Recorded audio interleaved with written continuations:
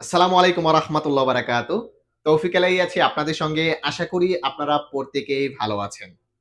অনেকেই প্রতিদিনই ফোন দিয়ে কিভাবে দেশে যাবে এই প্রশ্নটা করে। কারণ এই সৌদি আরবে বর্তমানে বৈধ প্রবাসীদের চাইতে অবৈধ প্রবাসী কিন্তু অনেক বেশি। আর এরাই আমাকে আমার অফিসিয়াল নাম্বারে বারবার ফোন দিয়ে একটাই প্রশ্ন যে ভাই কিভাবে দেশে যাব এবং কিভাবে দেশে গেলে আমি নতুন ভিসায় আবার সৌদি আরবে প্রবেশ করতে পারবো। আমরাও কিন্তু দেশে পাঠানোর কাজ করি, বিভিন্ন পরামর্শ দেই। আপনি কিভাবে দেশে গেলে কিভাবে আবার সৌদি আরবে নতুন ভিসায় আসতে পারবেন এরকম তথ্যও কিন্তু আমরা আপনাদেরকে বারবার দিয়ে থাকি।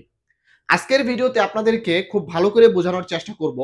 কয়েকটা পদ্ধতি রয়েছে। ওই কয়েকটা পদ্ধতির ভিতরে কিছু পদ্ধতি আছে। ওই পদ্ধতিতে যদি আপনি দেশে যান তাহলে কিন্তু আপনি আর কখনোই সৌদি আরবে আসতে পারবেন না। অথবা একটা নির্দিষ্ট সময়কালের জন্য কিন্তু নিষিদ্ধ হয়ে যাবেন। তাই আপনাকে ওই বিষয় সম্পর্কে জানতে হবে। তারপর আপনি এক্সিট লাগানোর ট্রাই করবেন। তো শুরুতে আমি বলব যাদের ইকামার মেয়াদ আছে বা যাদের ইকামার মেয়াদ নেই এই ধরনের প্রবাসীদের অথবা যাদের ইকামা হয়নি এই ধরনের প্রবাসী কিভাবে দেশে গেলে আবার নতুন ভিসায় সৌদি আরবে আসতে পারবেন। এবং আরো কিছু বিষয় রয়েছে যেমন হুরুপ আছে, খুরুজ আছে, খুরুজের মেয়াদ শেষ হয়ে গেছে। এই ধরনের প্রবাসীরা কিভাবে আপনারা দেশে গেলে আবার নতুন ভিসায় সৌদি আরবে আসতে পারবেন। তো বিষয়গুলো বলার আগে আপনাদেরকে ছোট্ট কিছু কথা বলে থাকি।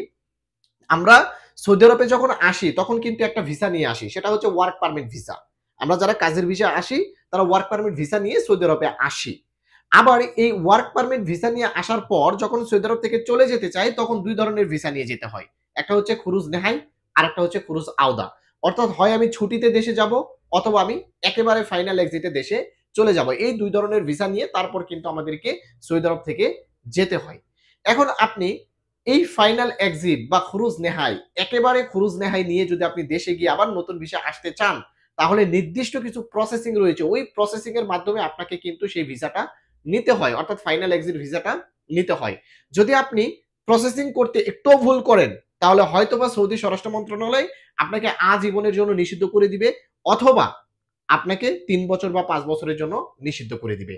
নাম্বার 1 হচ্ছে যাদের সৌদি আরবে আসার পর ইকামা হয়নি এবং যারা সৌদি আরবে আসার পর ইকামা হওয়ার পর তাদের ইকামার মেয়াদ শেষ হয়ে গেছে, অন্য কোনো প্রবলেম নেই।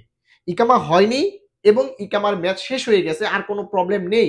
এই ধরনের প্রবাসীরা যদি কারো মাধ্যমে ফাইনাল এক্সিট লাগিয়ে চলে যেতে চান অথবা পুলিশ ধরে আপনাকে দেশে পাঠিয়ে দিয়েছে, যেভাবেই আপনি দেশে যান না কেন, সাধারণ প্রসেসিং এ আপনি দেশে যাওয়ার পর আবার নরমালি আপনি সৌদি আরবে নতুন ভিসায় আসতে পারবেন।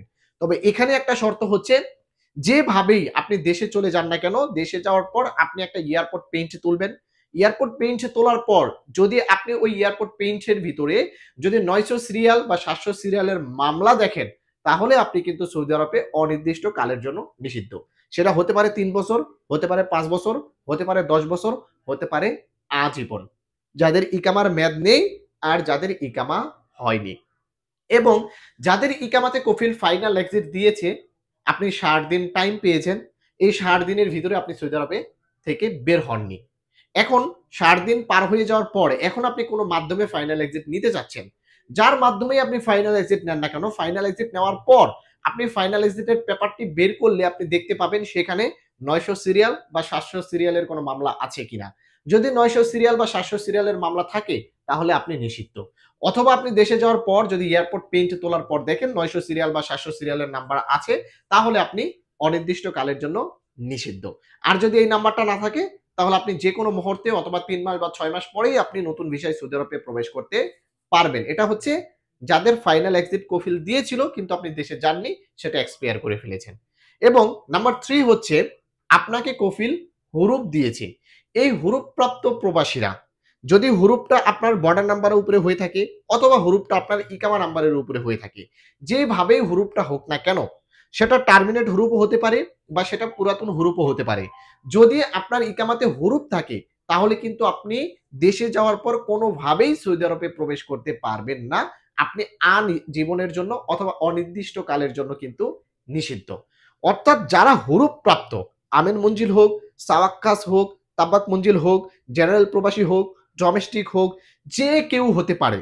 যদি আপনার হুরুপ থাকে এই অবস্থায় আপনাকে পুলিশ ধরে হোক অথবা কারো মাধ্যমে আপনি ফাইনাল এক্সিট নিয়ে দেশে গেছেন। আপনি কোনোভাবেই সৌদি আরবে প্রবেশ করতে পারবেন না। অনির্দিষ্টকাল, কোনো নির্দিষ্ট সময়সীমা নেই। অনির্দিষ্টকালের জন্য আপনি নিষিদ্ধ। এবং নাম্বার ৪ হচ্ছে এই জিনিসটা কিন্তু অনেকে আমরা ভুল করে থাকি। যেমন আপনার ইকামার মেয়াদ নেই বা ইকামার মেয়াদ আছে, ইকামাতে হুরুফ আছে, ইকামাতে সাসপেন্ডেড, ইকামাতে ফাইনাল এগ্রিড ছিল, এক্সপায়ার হয়ে গেছে। যে যেকোনো প্রবাসী যদি সফর জেলের মাধ্যমে দেশে যায়, যে আপনাকে সফর জেলে রাখবে ৩ দিন বা ৫ দিন বা ৭ দিন বা ১৫ দিন জেল খাটার পর আপনাকে ফাইনাল এক্সিট লাগিয়ে দিবে, অর্থাৎ সফর জেলের মাধ্যমে আপনাকে আউটপাস লাগিয়ে দিবে। কোনো একটা মামলা দিয়ে কিন্তু আপনাকে লাগাবে। হয়তোবা আপনি সবজি বিক্রি করতেছেন রাস্তার মধ্যে, এরকম একটা মামলা দিবে।